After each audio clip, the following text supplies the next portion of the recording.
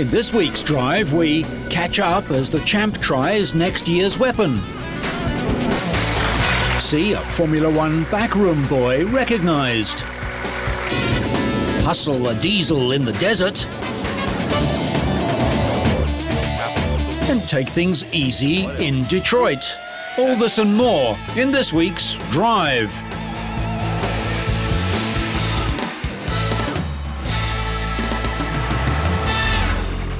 We start this week with the magic word for motor racing engineers.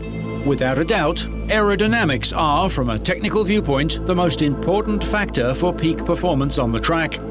Slipping through the air and making it work for you is the key. In most Formula One teams, engineers spend about 3,600 hours or 150 days and nights a year testing and measuring in wind tunnels, keeping the air resistance of their cars to the absolute minimum. Of course, the nose of a Formula One car is incredibly important for two reasons. The first is that it's the first part of the vehicle to be hit by the wind and air. The airflow around the whole vehicle needs to be defined here. You can see the air deflector shields at the side of the wing here. They ensure that the air is directed around the front wheel. Then there's another topic, downforce. That's what makes the wing on the front axle so important. It allows tuning the aerodynamic balance, which is what the driver feels once he's out on the track. The front and rear wings must be tuned appropriately. The rule of thumb: the higher the angle of attack, the greater the downforce. High downforce allows the car to corner faster, but increased air resistance has to be avoided, as this will reduce the vehicle's top speed. The car's underbody exploits the airflow and creates the necessary vacuum, sucking the car onto the track and improving grip.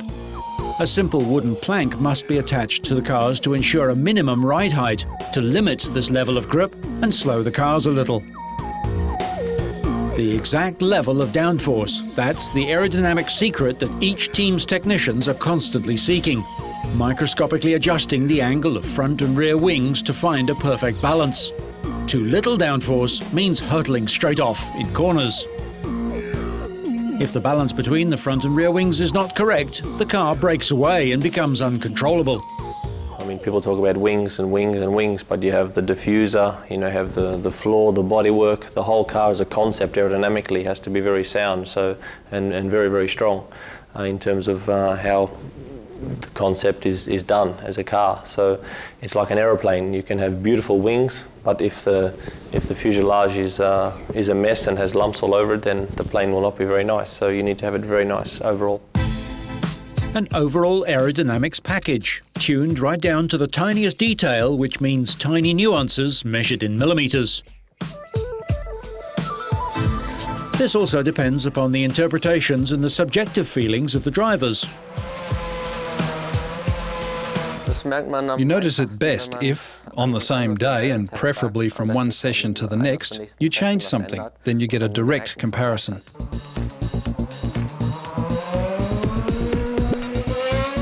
The subject of wind, or in other words aerodynamics, is also an important one for road traffic. Here too, reduced air resistance is desirable because it reduces fuel consumption. There's an obvious trend to be seen here. Car manufacturers are striving to produce lighter cars, which then also need improved aerodynamics in order to reduce fuel consumption accordingly.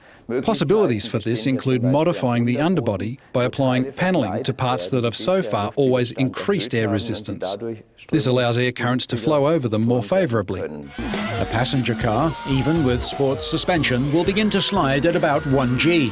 Thanks to optimal aerodynamics in conjunction with the tyres, a Formula One car withstands 4 G of lateral force or even more when cornering. Just one of the reasons that aerodynamics will remain a magic word in motor racing into the future. The youngest world champion driver in Formula One history, Spaniard Fernando Alonso, celebrated his and the French Renault team's 2005 Constructors' title, along with managing director Flavio Briatore, teammate Giancarlo Fisichella, and Renault Group President Carlos Ghosn in Paris. After his victory in the last race of the season on October the 16th in Shanghai in China, Alonso won the World Drivers' Championship at the age of just 24. Alonso inherited his passion for racing from his father, who often accompanies him to the world circuits where he performs, and who taught him how to drive karts when Fernando was only 3 years old. In 2001, he started racing for the struggling Italian Formula One team Minardi, becoming the third youngest Formula One driver in the world. A year later, he was signed on as the test driver for Renault, and after just one season, the team promoted him to the top driver's role beside the experienced Italian Giancarlo Fisichella. He was asked if winning the title would change his attitude to racing. Well, I think there are many things to do in your life, and probably in my career it's true that I achieved the maximum with 24, but as I said before, I'm an extremely competitive person, and every time I will be in the car, even in a test session, I will try to beat the others, and this is part of my life, and I will enjoy 2006 as like the first championship I race. Fizzy was also looking forward. We'll have new rules next year, and above all a new engine, which will go from 10 to 8 cylinders. And I would say I'm very optimistic. I've already seen the new car in the wind tunnel. It's beautiful, and it seems to give us excellent results. Same for the engine. I get along very well with the team. There's a great atmosphere. It's like a big family now, so we are all very optimistic.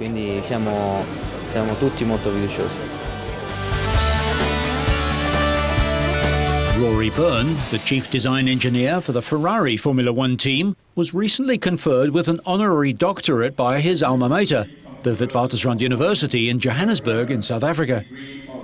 Byrne graduated from Witwatersrand with a Bachelor of Science degree in Chemistry and Applied Mathematics in 1964. Despite not having any formal training in engineering, his career in motor racing took off when he designed and developed a Formula Ford chassis which finished second in the South African Championship race in 1972.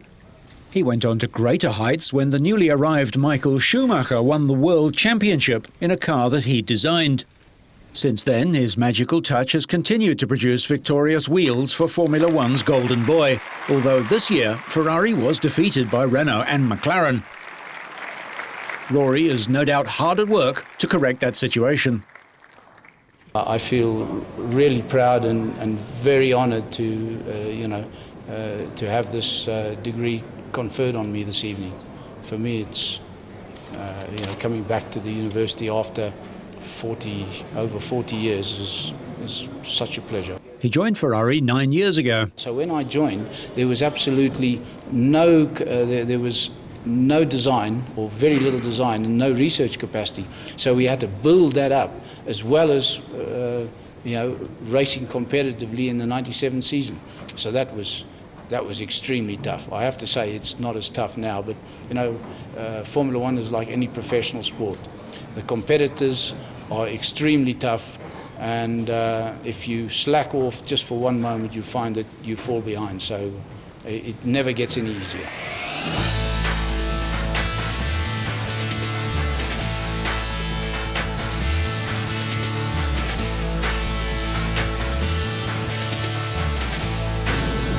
As fuel prices climb, many car experts have offered tips to help drivers maximize the fuel economy of their vehicles.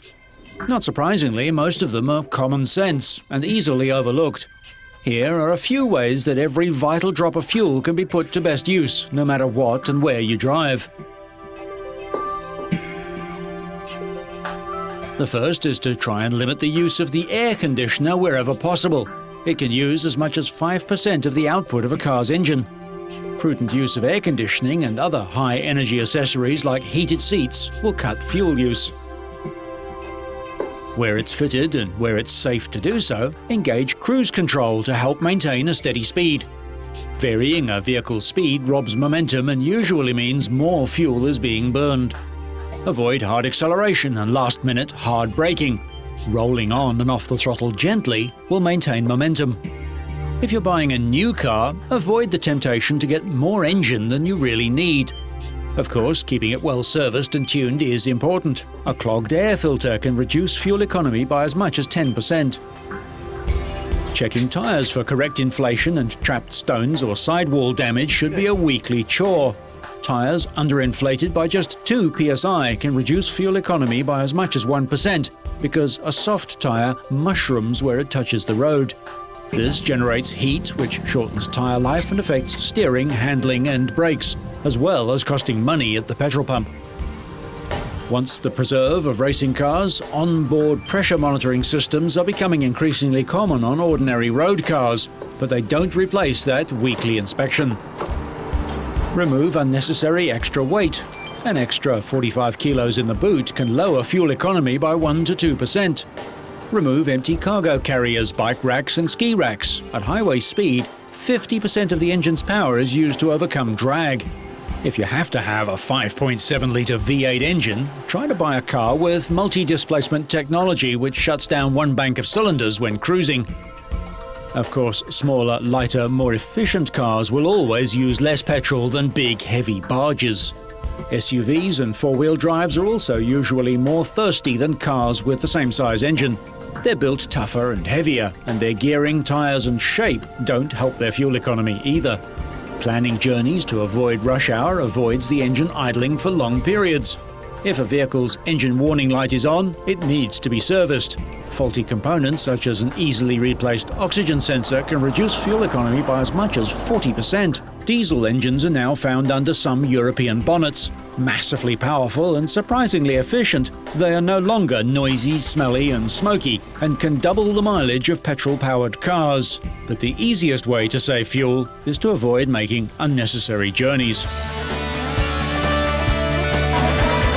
This is what the world's best drivers on four wheels do during those long, dark Northern Hemisphere winter months. They head to Paris for the Race of Champions, a showdown featuring the cream of motorsport's talent. Fittingly, Sébastien Loeb featured. His form in the World Rally Championship has been imperious this year. In his semi-final, Loeb faced, raced and beat his arch-rival, double former World Rally champion Marcus Gronholm. In the finals, his opponent was record-setting Danish Le Mans endurance racing specialist Tom Kristensen, just hours after the Dane had secured the ROC Nations Cup for Team Scandinavia with Sweden's Mattias Ekström. Last year, Loeb lost out to Renault's new test driver Heikki Kovalainen. This year, Kovalainen and fellow Finn Marcus Gronholm were eliminated in the semi-finals by Kristensen and Loeb. The first heat of the individual final was tight, very tight, Loeb taking it on a photo finish.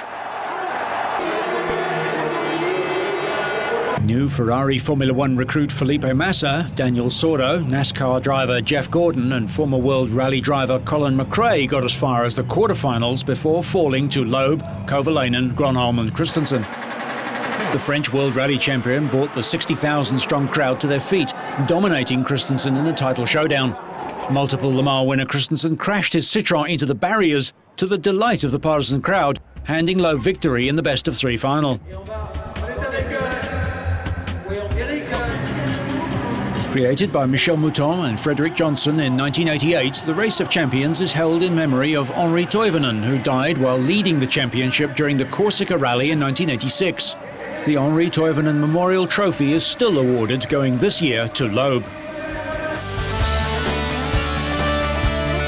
The Qatar Baja Rally was the final round of the International Cup for cross-country Baja events.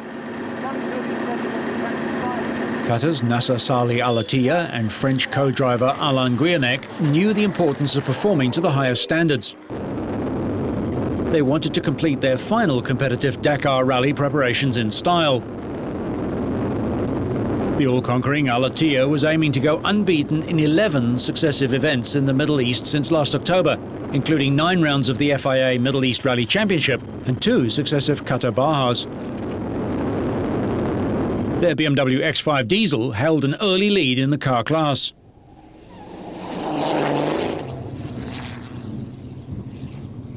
Leading the chasing pack were Sergei Shemakov and Sergei Miskin of Russia. Their ZIL buggy, the only two-wheel drive car in the field, performed exceptionally well and fully deserved their eventual second position overall.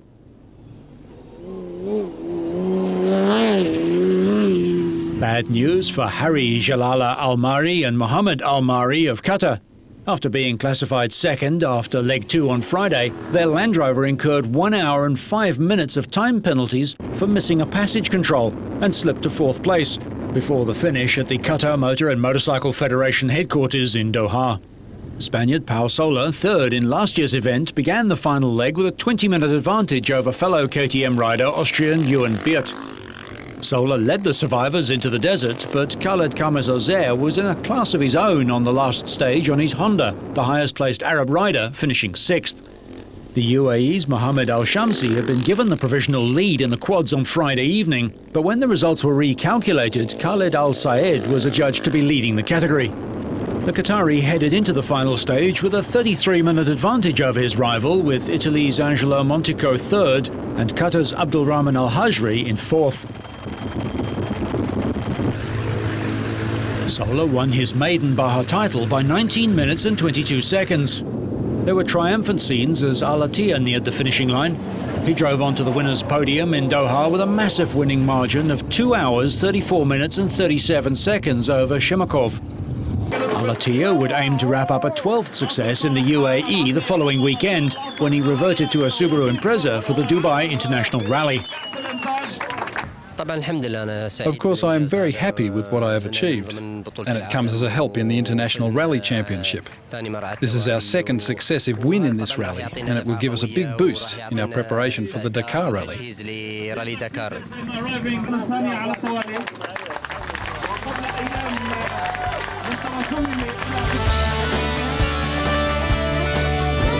In the event, that rally would also see a dominant performance. The UAE's Sheikh Khalid Al-Qasimi and British co-driver Nicky Beach headed off the starting ramp first and swept the road. Nasser Al-Attiyah, now partnered by his regular co-driver Chris Patterson and back in his Subaru, were next on the road at the start. Jordan's Amjad Farah needed a solitary point to confirm outright 4th place in the title, but he was forced out with a broken engine. Al-Qasimi began the final day with a 6-minute 23-second lead over the nearest rival, Mikel Sali. He could lose 1 minute per stage and still win, but the regional champion was taking everything in his stride. Only 12 of the 28 starters finished the first day. 9 of those that failed were able to restart on Friday under new rules. One of those that didn't was Nasser Al-Attiyah, out with a blown engine at the end of the first stage. Lebanese Saleh began the day 37 seconds ahead of Jordanian Faris Bustami. The contest was short-lived. Saleh wrecked his rear suspension in the Massoud stage. Al-Qasimi only had 1 flat tyre and adjusted his suspension en route to victory. The struggle between Saleh and Bustami evaporated. Both drivers had planned a full attack over 2 loops of 3 gravel stages in the area around Hatta and Sayyid Madam. But Saleh's suspension failure ended the duel for second place.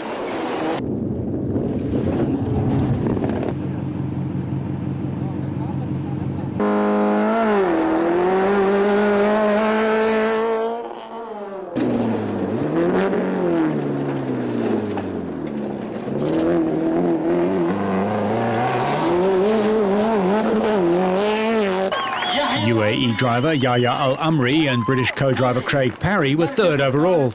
Kuwait's Mufid Mubarak was 4th, enough to claim 4th in the Drivers' Championship. Faris Bustami, the 4 times Jordanian national champion, eased his pace to finish 2nd, recording his best ever finish in the UAE. UAE's Sheikh Khalid Al-Qasimi and British co-driver Beach completed one of the most one-sided victories in the history of the Dubai International Rally when they drove their Subaru Impreza to a 14-minute 54-second win.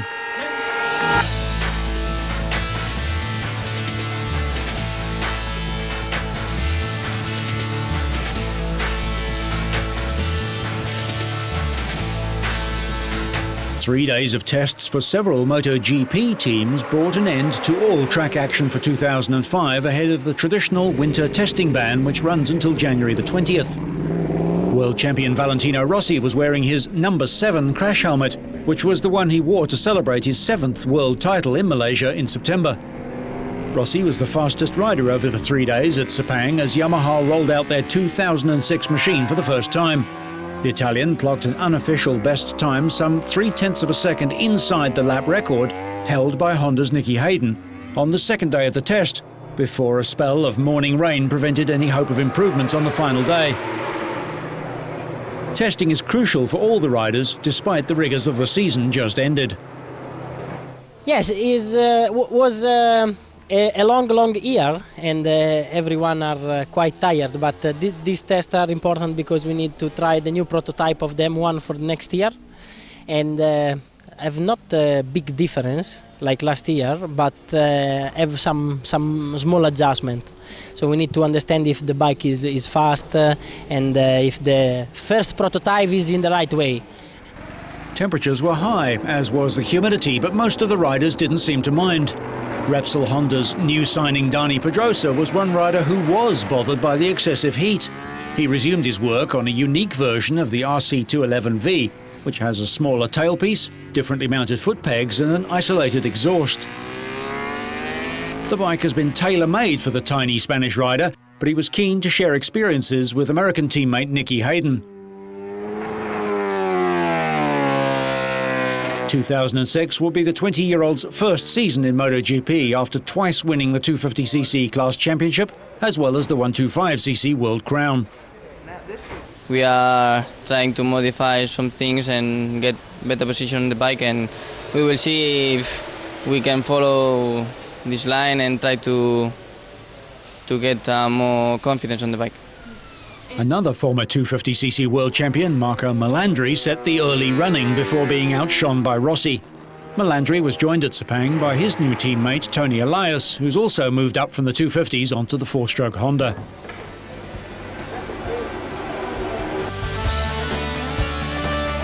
The annual Woodward Dream Cruise attracts more than 1.7 million car buffs and more than 40,000 muscle cars, street rods, custom, collector and special interest vehicles in the world's largest one-day celebration of car culture. The Woodward Dream Cruise actually started 11 years ago as a fundraiser for a kids' athletic field, and it's grown in that amount of time into the largest one-day car show in the world.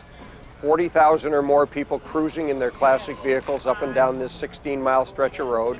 About 1.5 million to 2 million other people who don't own cars, classic cars, who are out here just to watch them and cheer them on. Woodward Avenue. The Dream Cruise celebrates the heydays of the 50s and 60s when Woodward Avenue was the heart and soul of cruising in Detroit, the city that put America on wheels. Combined with music and fashions of the era, the Dream Cruise celebrates the nostalgia of bygone days in the cars that made them so special. This year, the US Postal Service issued a range of postage stamps to commemorate the event. Usually, the cancellation postmark is a round circle with just the date and the city in it. A pictorial cancellation, which is another word for the commemorative cancellation postmark, has the design and the date and the first day of issue located on it. That's the difference, and these are not generally available except for special events. So, what special event did the Postal Service choose to issue this series of sporty car stamps, including one of the original Corvette? How about Detroit, and in particular the city's famous ode to vintage automobiles, the Woodward Dream Cruise? If you can't afford one of the classic cars, at least you can post them to your friends. 40,000 stamps are requested every year by different associations or individuals that want something on a stamp, and only 40 are chosen. So the odds of getting your stamp selected are very slim, so when they are, it becomes very collectible. So, whether you're taking a dive in the finals, trying out a big new bike, or hopping over the hot desert sand, so you stay on track and up to speed, make sure you catch next week's Drive.